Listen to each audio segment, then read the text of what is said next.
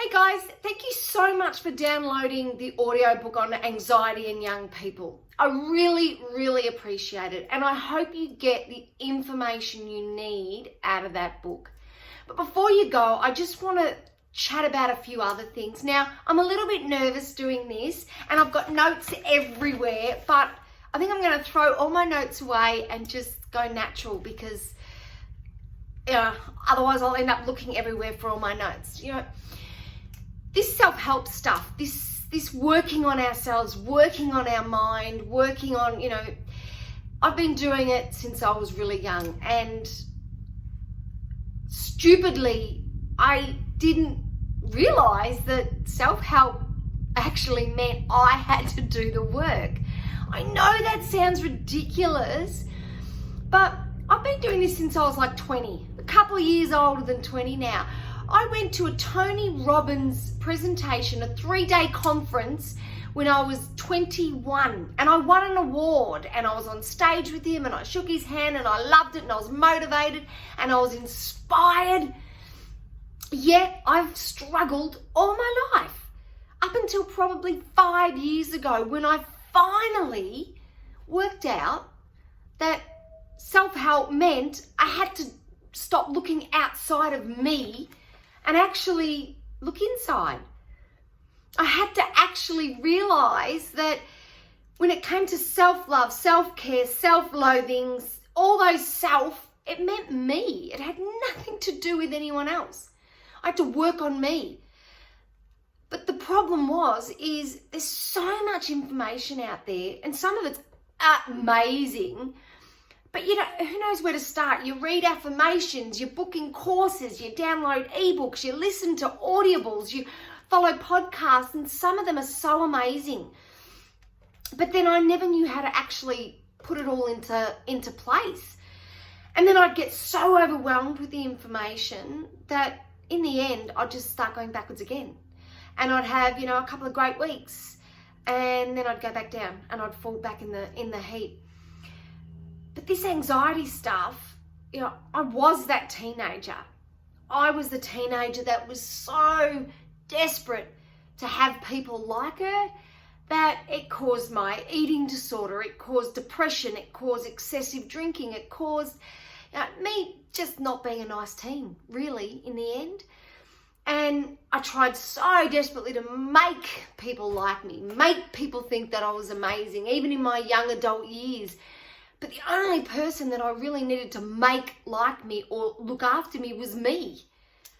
And it took me 20 years of self-help, self-development, till I finally realized that, I could read as many books as I wanted, but I had to actually do the work.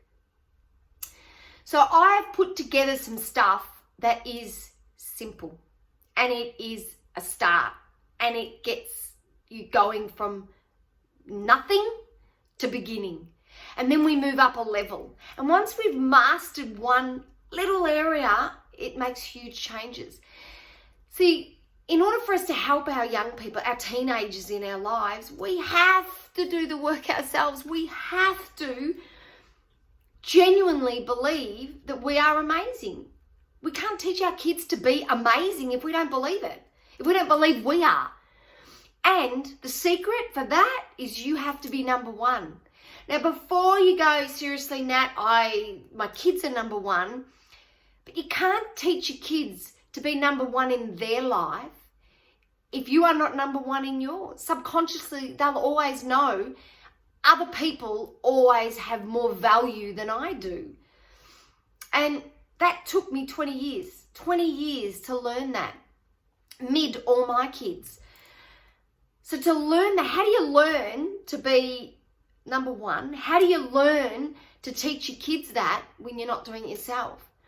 A big thing, the biggest secret, I think, when it comes to having that really connected any relationship, is you have to take the focus off you and be their best cheerer, their best support. So many parents I work with say, well, that's what I do. Yet, you take everything personally. That's not taking the focus off you. That's keeping the focus on you.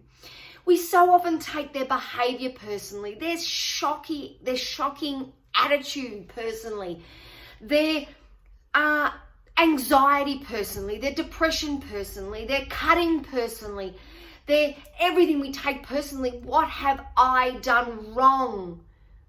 That's keeping the focus on you. We need to learn to not to take that personally and look outside of ourselves. And then we can teach them how to work with anxiety. Anxiety is a normal, everyday emotion. But it's when our brain goes into super overdrive. And often, with so many of the young people that I work with, often it's to do with socially fitting in. It's to do with feeling like we look all right. And this is just when the brain's going in overdrive. And as a parent, to be their biggest supporter, we need to take it off us and stop taking their stuff personally so that we can help them not take life so personally. Because life isn't out to get you. It genuinely isn't. Yes, bad stuff happens, but bad stuff happens to good people. Bad stuff happens to bad people. But you could be the most kindest, generous, beautiful person in the world and bad stuff is still going to happen. We can't avoid that. But learning that most people do things with such a good intention. They don't start off with a bad intention. When I was 5, is when my perception of the world started to really change. I had cancer of the jawbone. And my perception of what happened was I got cancer. I upset everyone. Everybody was upset with me. I was taken to a hospital and I was left. Cancer back then meant death. Cancer back then meant something was majorly wrong with me. And parents weren't allowed to stay in the hospital. And my interpretation was I was left. And then when I got out of hospital and I was in recovery and I had to have all these extra appointments, and that's where my anxiety, my negativity on myself all began. Because there was no one sat and explained to me. No one, not one adult involved me in the conversation. I was excluded from every conversation, so I had to make my own interpretation. I had to make my own idea of what it was all about. And so many young teens that I see now make their own idea of what it's all about. We need to help them interpret the world in a different way. If your teen is struggling with anxiety, is struggling with depression, we need to help them interpret things a little bit differently. So I've put together a 3-series video on learning how not to take it personally. Now this is simple. This is simple stuff, but it is life-changing stuff. You watch one, you master what's in one, and then you can start to use it and your kids don't even know, and it helps teach them because the focus becomes, you're learning about you, the focus comes off you. So I have a 3-part series on that. You also get these beautiful mindfulness cards. Everything we do is from what we think and the way we perceive the world. These mindfulness cards teaches you or your teen, if you want to share them with your teen, every emotion's so normal. It's so okay to be angry.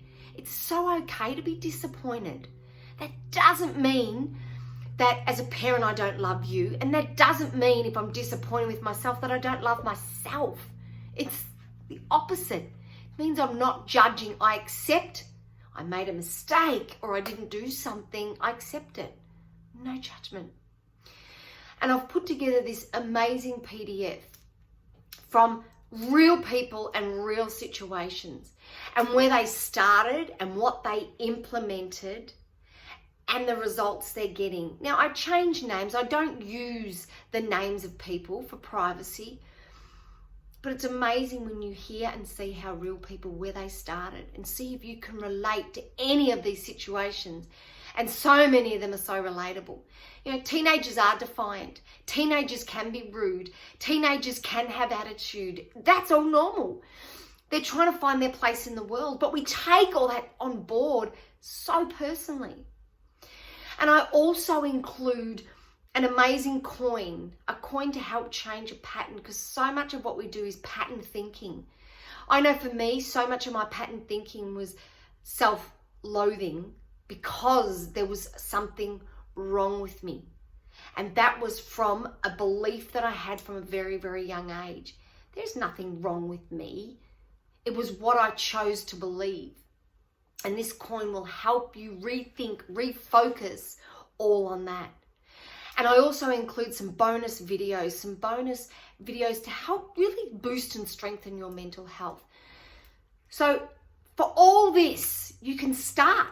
And this is all just a start. You never have to do anything other than this to get started on your own journey, where you can master one little area, and I guarantee it will have a ripple effect not only on your life, but especially on your children.